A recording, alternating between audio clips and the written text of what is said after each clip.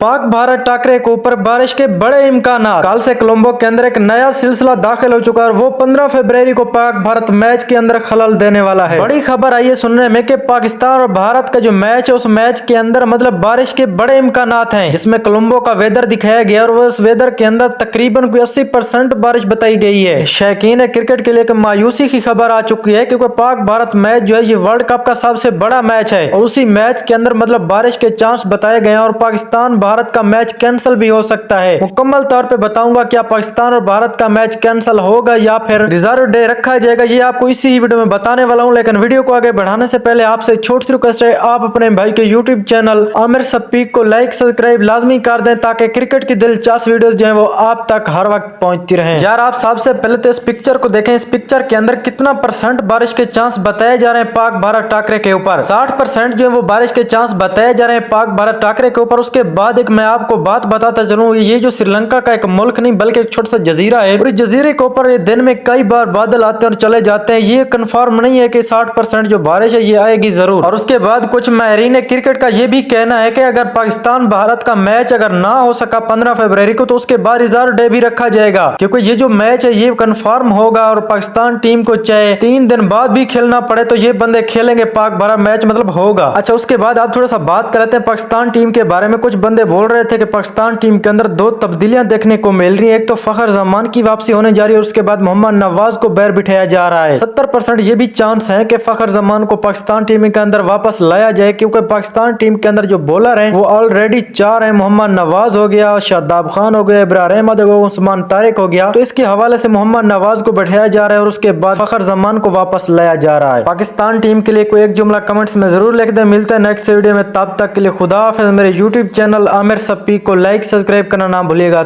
Thanks for watching.